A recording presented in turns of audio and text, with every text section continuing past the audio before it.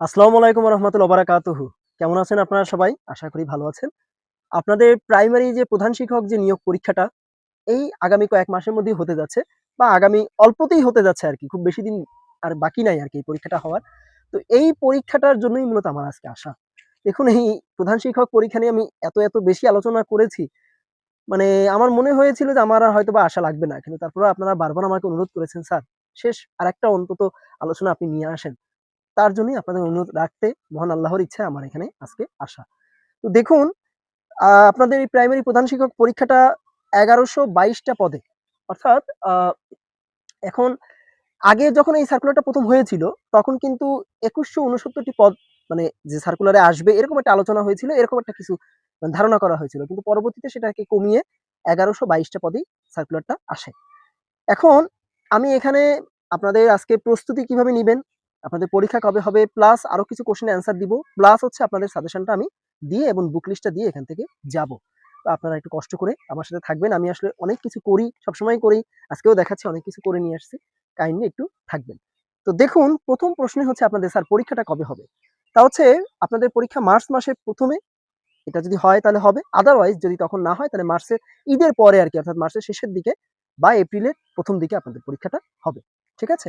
ডিসেম্বরেই হওয়ার কথা ছিল গত ২৫ সালে, কিন্তু ডিসেম্বরের রাজনৈতিক প্রেক্ষাপটে পরীক্ষাটা হয়নি। পিএসসি পরীক্ষাটা নিতে পারে নাই।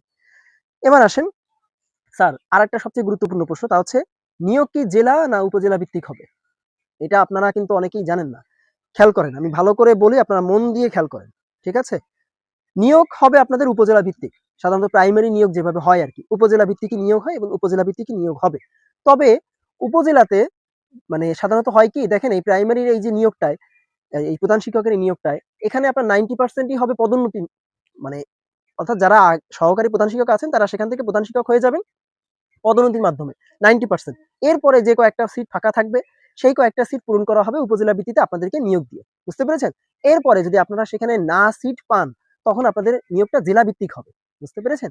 এবং এরপরে যদি নিজ জেলাতে যদি আপনার নিয়োগ মানে নিজ জেলার যতগুলো উপজেলা আছে বা নিজ জেলার মধ্যে যদি আপনার নিয়োগ না হয় তাহলে দেখা যাচ্ছে পাশের ২-১ জেলার মধ্যেও আপনার নিয়োগ হলেও হতে পারে। তবে এই নিয়োগ যদি কেউ পান তাহলে তার কপাল পোড়া ছাড়া আর আসলে সে কেউই না। কারণ এই প্রাইমারি প্রধান শিক্ষক হিসেবে যদি পাশের জেলাতে যে নিয়োগ হতে হয় তাহলে আসলে আর কিছু করার থাকে না। তারপরেও পিএসসি চেষ্টা করবে ১১২২ টা পদে যে নিয়োগটা, এই নিয়োগটা যেন যার নিজ জেলাতে বা নিজ উপজেলার মধ্যেই হয় সেটা মানে ঠিকঠাক করার। তবে এটা কতটুকু প্রাইমারি অধিদপ্তর মানে সেটা ঠিকঠাক করতে পারবে এটা এখনো বলা যাচ্ছে না। যা বাস্তবতা, আমি বাস্তব কথা বলি, বাস্তব কথা আপনাদেরকে এখানে বুঝিয়ে দিয়ে গেলাম। ঠিক আছে? মানে এটা দেখবেন এটাই হচ্ছে। নিয়োগ আসুক, পরীক্ষা হোক, নিয়োগ হোক, দেখবেন এরকমই হইছে। ওই পদোন্নতির মাধ্যমেই সব পদগুলো খেয়ে দেয়া হচ্ছে। বুঝতে পেরেছেন? আপনাদের নিয়োগ ঠিকই হবে, কিন্তু অনেক জটিলতা হবে। এবার আসেন নাম্বার ৩ পরীক্ষা পদ্ধতি। দেখুন এই প্রাইমারি প্রধান শিক্ষকের পরীক্ষা পদ্ধতি আর প্রাইমারি সহকারী শিক্ষকের পরীক্ষা পদ্ধতি একেবারে সেম টু সেম। অর্থাৎ ওই সেই বাংলা, ইংরেজি, সাধারণ জ্ঞান ও বিজ্ঞান, সাধারণ জ্ঞান, বিজ্ঞান আর গণিত এই সব মিলিয়ে আরকি ১০০ মার্ক। বুঝতে পেরেছেন? ১০০ টা এমসিকিউ, ৫০% এ পাস অর্থাৎ সরি ৯০ টা এমসিকিউ, ৫০% এ পাস তার মানে হচ্ছে আপনার ৪৫ এ পাস। বুঝতে পেরেছেন? আর ভাইভাতে হচ্ছে ১০। এই হচ্ছে টোটাল ১০০ মার্ক। সেক্ষেত্রে ভাইভাতে যে ১০ সেখানে আবার ওই ৫০% এ পাস। তার মানে ৫ মার্ক পেলে আপনারা ভাইভাতেও পাস করতে পারবেন এবং ভাইভাতে কোনো সার্টিফিকেট দেখা হবে না। ঠিক আছে? গেল এটা। আমি আসলে ভুলে ১০০ মার্ক বলে ফেলেছিলাম এমসিকিউ। এমসিকিউ আসলে ৯০ টা প্রাইমারি সহকারী শিক্ষকের যেভাবে পরীক্ষাটা হইছে সেম সিস্টেমে। এবার আসেন পরীক্ষা কারা নিবে স্যার? কি প্রাইমারি সহকারী শিক্ষকের মতো বুয়েট নিবে নাকি আর্টস ফ্যাকাল্টি নিবে নাকি আইবিএ নিবে নাকি পিএসসি নিবে? দেখুন এটা পিএসসি টিম নিবে।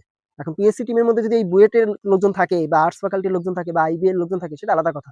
তবে পিএসসি টিম পরীক্ষাটা নিবে অর্থাৎ পরীক্ষাটা পিএসসি নিবে। ঠিক আছে? গেল। এবার আসেন স্যার দুর্নীতি কেমন হবে? মজার প্রশ্ন। দেখুন প্রাইমারি সহকারী শিক্ষক পরীক্ষার মতন দুর্নীতি 100 এ 100% এরকম হবে না। ঠিক আছে? এখানে 95% নিয়োগই আপনাদের ফেয়ার হবে এবং মাত্র 5% নিয়োগ এদিক সেদিক হবে। এটা সব পরীক্ষাতেই হয়, সেটাই হবে। আপনাদের এখানে কোনো টেনশন করার দরকার নাই। আল্লাহর ইচ্ছায় আপনাদের পরীক্ষাটা 95% একেবারে ফেয়ার হবে। আপনারা নিশ্চিন্তে মন দিয়ে পরীক্ষাটা দিবেন। ঠিক আছে? এবার আসেন হচ্ছে নাম্বার ৬ প্রশ্ন। প্রশ্নের যে শেষ প্রশ্নটা তা হচ্ছে স্যার প্রশ্নটা কেমন হবে? এবং এই প্রশ্ন কি স্যার আসলে গতানুগতিক প্রশ্ন হবে নাকি প্রাইমারি সহকারী শিক্ষকের সাথে মানে যেমন প্রশ্ন এসেছে সেরকম হবে? দেখুন পরীক্ষাটা নিবে পিএসসি। অর্থাৎ প্রশ্নটা হবে পিএসসি স্ট্যান্ডার্ড। বিসিএস স্ট্যান্ডার্ড না কিন্তু পিএসসি স্ট্যান্ডার্ড। অর্থাৎ পিএসসি যে নন ক্যাডার যারা পরীক্ষাগুলো দেন, নবম গ্রেড, দশম গ্রেড যে পরীক্ষাগুলো দেন, দেখবেন সেখানে যে টাইপের প্রশ্নগুলো হয় এমসিকিউতে ওই টাইপের প্রশ্ন আপনাদের আসবে। আর আপনাদের সবচেয়ে মজার বিষয় হচ্ছে সেটা বিসিএস স্ট্যান্ডার্ড করলেও ওই টপ লেভেল স্ট্যান্ডার্ড অর্থাৎ আপনার 47-এর মতো প্রশ্ন বা 49-এর মতো প্রশ্ন এরকম করবে না। অর্থাৎ নরমালি আপনার প্রশ্ন হবে, কিন্তু এই প্রাইমারি সহকারী শিক্ষকের মতন এরকম লেভেনসুস প্রশ্ন বা ওই ছেলে খেলা প্রশ্ন বা ঝালমুড়ি প্রশ্ন, ভাজামুড়ি প্রশ্ন, এইসব ফালতু প্রশ্ন আসবে না, যে হুবহু উঠাই দিছে এরকম আসবে না। 80% আসবে আপনার ব্যাখ্যা থেকে, অর্থাৎ আপনার ডিপ প্রশ্ন, আর 20% আপনি হুবহু হয়তো বিভিন্ন পরীক্ষার প্রশ্ন পড়লে আপনারা পেলেও পেতে পারেন। ঠিক আছে, এই কিন্তু পিএসসি প্রশ্ন করবো, পিএসসি প্রশ্নের স্ট্যান্ডার্ড তো আপনারা কেমন আপনারা নিশ্চয়ই জানেন। গেল এটা। আর যেহেতু এটা সেকেন্ড ক্লাস গেজেটেড পদ, 10ম গ্রেড, এখানে প্রশ্ন অনেক স্ট্যান্ডার্ড হবে। এবার আসেন আপনাদের প্রস্তুতিতে। দেখুন, আমি এখানে প্রস্তুতির কথা প্রথমে বলবো, এরপরে সাজেশনে যাব। প্রস্তুতিতে আপনাদের প্রথমেই আপনারা যেটা করবেন তা হচ্ছে 35 থেকে 49 বিসিএস, সেক্ষেত্রে মাত্র 42 এবং 48 যে বিসিএস আছে, এই স্পেশাল বিসিএস, এই দুটো বিসিএস এর প্রশ্নগুলো বাদ দিয়ে আপনারা 35 থেকে 49 বিসিএস এর প্রশ্নগুলো সব ব্যাখ্যা সহকারে সমাধান করবেন। এটা প্রথম কথা। এরপরে আপনারা যাবেন হচ্ছে নাম্বার 1, যেগুলো ব্যাখ্যা সহকারে পড়বেন তা হচ্ছে নাম্বার 1 হচ্ছে পিএসসির সহকারী পরিচালক পদে এই গত 2 বছরে বা 2-3 বছরের মধ্যে যে পরীক্ষাগুলো হয়েছে, সহকারী পরিচালকের অনেকগুলো অংশ আছে, পার্ট আছে, বাট যতগুলো পার্টি থাক সবগুলোই আপনাদের পড়তে হবে। মানে সবগুলো পদের যে পরীক্ষাগুলো হয়েছে সেগুলো প্রশ্ন সমাধান আপনারা করবেন, সহকারী পরিচালক, প্রথম কথা। নাম্বার 2 হচ্ছে এই পিএসসির সহকারী প্রোগ্রামার যে পরীক্ষাগুলো হয়েছে 2-3 বছরের মধ্যে, এইগুলা, ঠিক আছে, অর্থাৎ বিশেষ করে 24-25 সালে যদি হয়ে থাকে এইগুলা। এরপর হচ্ছে পিএসসির আন্ডারে যে সিনিয়র স্টাফ নার্সের যদি কোনো পরীক্ষা হয়ে থাকে সেইগুলা। এরপর হচ্ছে পরীক্ষা নিয়ন্ত্রক, ঠিক আছে, এই পদের। আর হচ্ছে আপনার সমাজসেবা অফিসার, এগুলো সবই পিএসসি নিয়েছে এই পরীক্ষাগুলো। এই পিএসসির আন্ডারে যে পরীক্ষাগুলো, এই পরীক্ষা নিয়ন্ত্রক এবং সমাজসেবা অফিসার যেগুলো হয়েছে, এগুলো পড়বেন। এগুলো আপনারা পাবেন হচ্ছে আপনাদের কারেন্ট অ্যাফেয়ার্সেও পেতে পারেন, পুরনো কারেন্ট অ্যাফেয়ার্স বা বর্তমান কারেন্ট অ্যাফেয়ার্স যেগুলো আছে গত বছরের, অথবা আপনাদের জব সলিউশন যে রিসেন্ট যেটা বের হবে সেখানে আপনারা এগুলো পেয়ে যাবেন। গেল এটা। এবার আসেন হচ্ছে এগুলো বাদে 2 বছরের পরীক্ষার প্রশ্ন সমাধান করবেন, সেগুলা কোনগুলো একটু দেখেন। তা হচ্ছে এটিইও, এই এটিইও যে রিসেন্ট যে 2 বছরের যে পরীক্ষাগুলো হয়েছে তার প্রশ্ন সমাধান। এরপর হচ্ছে প্রাথমিক ও গণশিক্ষা মন্ত্রণালয়ের এই লাস্ট 2 বছরের মধ্যে যে ধরনের পরীক্ষাগুলো হয়েছে যে পদে, এগুলো প্রশ্ন সমাধান। আর হচ্ছে এটা 2 বছর না, এবার যেটা বলতেছি সেটা কিন্তু 2 বছর না, সেটা হচ্ছে প্রাইমারি সহকারী শিক্ষক যে পরীক্ষাটা হয়েছে এবছর, এটা বাদে এবছরের পরীক্ষাগুলো যেহেতু হয়ে গেছে, এটা অনেকেই এই নিয়ে মানে প্র্যাকটিস করেছে, এই জন্য এই প্রশ্নগুলো আসবে না। ঠিক আছে, এক্ষেত্রে যেটা আপনাদের লাগবে তা হচ্ছে প্রাইমারি সহকারী শিক্ষক পরীক্ষার 2024 সালে যে মানে গ্রুপ 2 এবং 3 যে গ্রুপ বা ধরেন ধাপ যেটাই ধরেন, এই গ্রুপ 2 এবং 3 গ্রুপের যে 2024 সালে যে প্রশ্ন, এই প্রশ্ন এর সমাধান ব্যাখ্যা সহ 2023 সালে গ্রুপ 1 এর সমাধান, আর হচ্ছে 2022 সালে ধাপ 2 এর প্রশ্নের সমাধান। আমার কাছে মনে হলো এগুলো সবচেয়ে স্ট্যান্ডার্ড প্রশ্ন, এই জন্য আমি এগুলো আপনাদেরকে বলেছি। এই হচ্ছে আপনাদের মানে প্রস্তুতির, মানে কিভাবে আপনারা বিগত সালে প্রশ্নগুলো পড়বেন, কোথা থেকে পড়বেন, কোনগুলো পড়বেন, সেগুলো হলো এই প্রস্তুতি। এর পাশাপাশি প্রস্তুতি হচ্ছে আপনারা বেশি বেশি করে মডেল টেস্ট দিবেন, এবং এগুলো যখন আপনাদের পড়া হয়ে যাবে এই আগামী কয়দিনের ভিতরে, তারপরে আপনারা এই যে মানে মডেল টেস্টের পাশাপাশি গতানুগতিক যে বিষয়ভিত্তিক পড়া সেগুলো পড়া শুরু করবেন। বুঝতে পেরেছেন? এই হচ্ছে আপনাদের প্রস্তুতি, এভাবে নেবেন। ঠিক আছে? নিজের নিজের রুটিন করে পড়বেন, তাতে আপনাদের বেস্ট হবে। যদি রুটিন প্রয়োজন পড়ে আমি দিয়ে দেওয়ার চেষ্টা করব, আমার মতো করে একটা তৈরি করার চেষ্টা করব। আগেও দিয়েছি, আমি এরপরেও দেওয়ার চেষ্টা করব। ঠিক আছে? এবার আসেন সাজেশনটা কি? দেখুন, সাজেশন আমি যাচ্ছি এবং এখানে একটু বেশ ভালো বড় সাজেশন আছে, আপনারা একটু মন দিয়ে খেয়াল করবেন। আশা করি এই সাজেশনটা যদি আপনারা দেখতে পারেন, আপনাদের আর সমস্যা থাকার কথা না। এগুলো পড়লেই আশা করি আপনাদের এই পরীক্ষায় আপনারা মানে অন্তত ভাইবার জন্য ডাক পেয়ে যাবেন। এরপরে যদি ভাইবাটা ভালো করে দিতে পারেন, আপনাদের চাকরি ইনশাআল্লাহ হয়ে যাবে। তো একটু সাজেশনটা দেখেন, খেয়াল করেন, একটু স্ক্রিনের দিকে দেখেন। তা হচ্ছে বাংলাতে যে 25 মার্ক, আমি এই 25 মার্কটাকে ব্যাকরণে 20টা মার্ক এবং সাহিত্যে 5 মার্ক আকারে ভাগ করেছি। তো ব্যাকরণে 20 মার্কের জন্য সবচেয়ে জরুরি যে বিষয়গুলো, দেখুন সিলেবাস কিন্তু পুরো বিসিএস সিলেবাস, বুঝতে পেরেছেন? বা পুরো প্রাইমারি এ পর্যন্ত যত সিলেবাস ওই একই কথা, সেই সিলেবাস। আমি সাজেশনটা দিচ্ছি, সিলেবাসটা না। ঠিক আছে? এগুলো বেশি জরুরি। এগুলো থেকে 5 প্রশ্ন আসবে। এর কোনো এদিক সেদিক যাবে না। মাস্ট আসবে। আসবেই আসবে। 100 এ 100% আসবে। আমি বলছি এটা। ঠিক আছে? সো সেই হিসাবে এইজন্য এটা আমার বলা। তো দেখেন এবার ব্যাকরণ অংশে 20 মার্কের জন্য যা যা জরুরি পড়বেন তা হচ্ছে ধ্বনি ও ধ্বনি পরিবর্তন। এরপর হচ্ছে প্রকৃতি ও প্রত্যয়, শব্দ ও শব্দের গঠন, সন্ধি, সমাস, কারক ও বিভক্তি, উপসর্গ, বানান ও বাক্য শুদ্ধকরণ, সমার্থক শব্দ, বাগধারা এবং এক কথায় প্রকাশ। এগুলো হচ্ছে সবচেয়ে জরুরি সাহিত্য মানে ব্যাকরণ অংশে। এবার আসেন সাহিত্য অংশে। আপনাদের কিন্তু প্রাইমারি সহকারী শিক্ষকের সাহিত্য তেমন আসেনি, ইংলিশেও আসেনি, বাংলাতেও তেমন আসেনি। এখানে কিন্তু আসবে, যেটা পিএসসি প্রশ্ন করবে এখানে কিন্তু আসবে, তাই আমি 5টা মার্ক অন্তত রেখেছি, 5 এর বেশিও আসতে পারে। ঠিক আছে, কিন্তু আমি 5টা মার্ক রেখেছি আর কি। তো দেখেন তা হচ্ছে প্রাচীন ও মধ্যযুগের হতে চর্যাপদ এবং মুসলিম সাহিত্য যে কর্মগুলো আছে এইগুলা, বিশেষ করে মরসিয়া সাহিত্য, এগুলা ভালো করে পড়বেন। এবার আসেন, এবং চর্যাপদ তো পড়বেনই। এবার আসেন হচ্ছে আধুনিক যুগ হতে। আধুনিক যুগ হতে আপনারা কাজী নজরুল ইসলাম, মাইকেল মধুসূদন দত্ত, রবীন্দ্রনাথ ঠাকুর, জসিমউদ্দিন, ফারুক আহমদ, আহসান হাবিব, শওকত ওসমান, আবু ইসাক, আহমদ সাফা এবং সৈয়দ অলিউল্লাহ এনাদের বিষয়ে ভালো করে পড়বেন। অর্থাৎ এনাদের টোটাল বিষয় আর কি, এনারা কি কি লেখালেখি করছেন, এনাদের উপাধি কি, মানে যা যা আছে আর কি, এগুলো পড়বেন। আর পত্রিকা ও সাময়িকী পড়বেন, বিশেষ করে ভাষা আন্দোলন এবং 69 গণঅভ্যুত্থান কেন্দ্রিক যদি কোনো পত্রিকা এবং সাময়িকী থেকে থাকে সেইগুলা। এর পাশাপাশি পড়বেন হচ্ছে ওই যে মুক্তিযুদ্ধকালীন যে চরমপত্র ছিল না, এই চরমপত্রগুলো ভালো করে দেখবেন। ঠিক আছে, গেল হচ্ছে আপনার বাংলা 25। এবার আসেন ইংরেজি 25। ইংরেজি 25-এ গ্রামার হচ্ছে অংশে যেটা আছে সেখানে আমি 20 মার্ক ধরেছি, তা হচ্ছে পার্টস অফ স্পিচ। এর মধ্যে থেকে পড়বেন হচ্ছে নাউন, প্রোনাউন, অ্যাডজেক্টিভ, ভার্ব এবং অ্যাডভার্ব। এরপর হচ্ছে change of parts of speech, অর্থাৎ একই শব্দ বিভিন্ন পার্টস অফ স্পিচে কিভাবে ব্যবহৃত হয়, অর্থাৎ use of same word as different parts of speech এইটা। এরপর হচ্ছে আপনার অ্যাপ্রোপ্রিয়েট প্রিপোজিশনস, এটা কিন্তু ফিলিং দ্য ব্ল্যাঙ্কস আকারে আসবে। ঠিক আছে, তারপরে right form of verbs, subject verb agreement, voice, narration, বিশেষ করে ন্যারেশনে আপনার ইনডাইরেক্ট টু ডিরেক্ট এইটা, অর্থাৎ উল্টা ন্যারেশন যেটা, এইগুলা।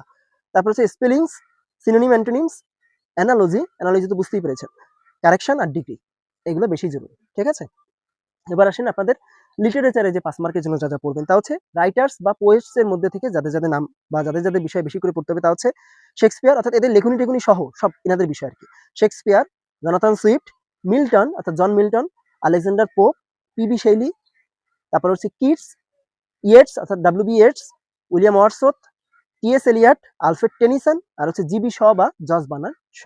বুঝতে পেরেছেন? গেল। এবার আসেন লিটারি টার্মস, এগুলো আপনাদের লাগবে, এগুলো যেহেতু পিএসসি প্রশ্ন করবে, এগুলো এখান থেকেও প্রশ্ন আসবে। প্রাইমারি সহকারী শিক্ষক এসব কিছুই ছিল না। ঠিক আছে, এবার আসেন লিটারি টার্মসে থাকবে হচ্ছে alliteration, assonance, dramatic irony, simile, metaphor আর সলিলোকি। ঠিক আছে, এগুলো বেশি জরুরি। আর হচ্ছে জেনার্স, ঠিক আছে, অর্থাৎ শাখা যেগুলো, তা হচ্ছে sonnet, ode, elegy, ballad, epic, dramatic monologue আর হচ্ছে হিউম। এইগুলো হচ্ছে খুবই জরুরি, এই জন্য আমি এগুলো দিয়েছি। এই গেল হচ্ছে ইংলিশ। এবার আসেন হচ্ছে সাধারণ গণিত এবং বিজ্ঞান, এখানে কি কি পড়বেন।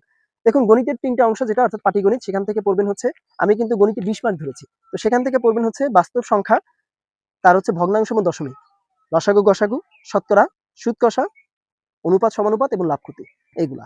বীজগণিতে পড়বেন হচ্ছে উৎপাদক, বাস্তব সমস্যা সমাধানে বীজগণিতের সূত্র প্রয়োগ এবং সাথে গঠনও আছে, আর হচ্ছে সরল সমীকরণ এবং সরল সহ সমীকরণ।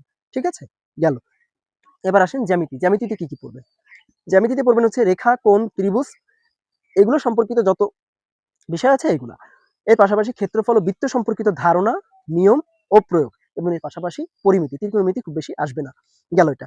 এবার আসেন বিজ্ঞানে, অর্থাৎ বিজ্ঞানে আপনি যে 5 মার্কের জন্য আমি 5 মার্ক ধরেছি, বেশি কম থাকতে পারে, এখানে কি কি পড়বেন, তা হচ্ছে ভৌত বিজ্ঞান, জৈব যৌগ, স্বাস্থ্য ও চিকিৎসা বিজ্ঞান, পরিবেশ বিজ্ঞান, আইসিটি, মানে আইসিটি থেকে পড়বেন হচ্ছে আধুনিক প্রযুক্তি ও বিকাশ, পিছনে কোনো কিছু পড়ার কোনো প্রয়োজন নাই, শুধুমাত্র বর্তমান রিসেন্ট যেসব, সেটা মোবাইল টেকনোলজি থেকে শুরু করে মানে কম্পিউটার টেকনোলজিতে যত জেনারেশন আছে এই এগুলোর উপরে বেশি করে পড়বেন। বুঝতে পেরেছেন? মানে ব্লুটুথ টেকনোলজি, এগুলো বেশি করে পড়বেন।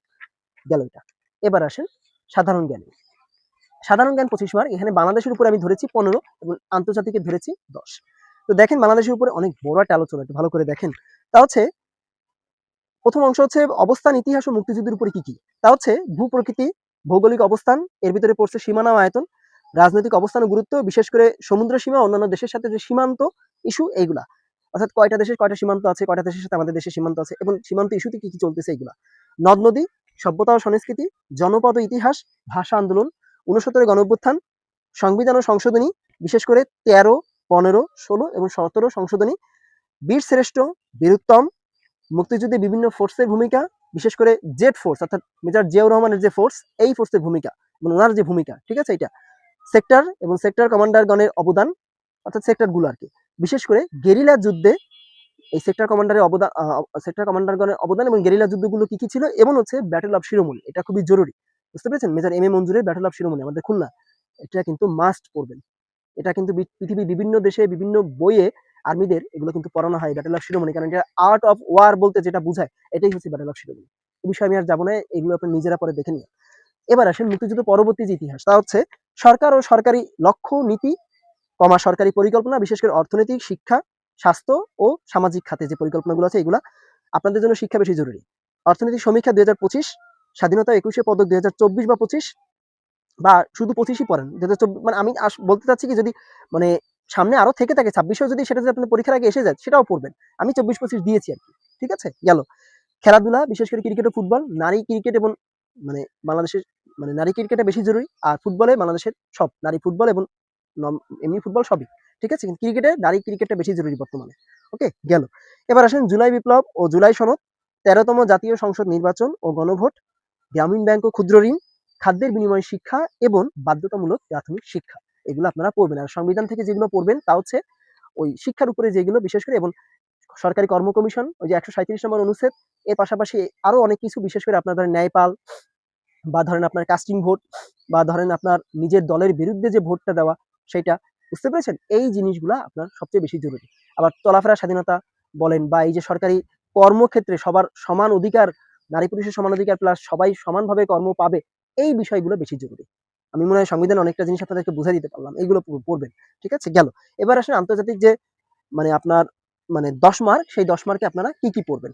তো খেয়াল করেন, আন্তর্জাতিক 10 মার্কে পড়বেন হচ্ছে বিভিন্ন দেশের সাংবিধানিক নাম, মুদ্রা ও রাজধানী, নদ নদী, প্রণালী ও খাল, সনদ ও চুক্তি, পরিবেশ ইস্যু, জাতিসংঘ অর্থাৎ ইউএন, ন্যাটো, আইসিজে অর্থাৎ যে ইন্টারন্যাশনাল কোর্ট অফ জাস্টিস, আর হচ্ছে আইএমএফ, এগুলো বিষয়, এবং এসডিজি সম্পর্কে, এবং সেখান থেকে শিক্ষা ও দারিদ্র ইস্যু, আর একটা ইস্যু তা হচ্ছে গাঁজা ইস্যু।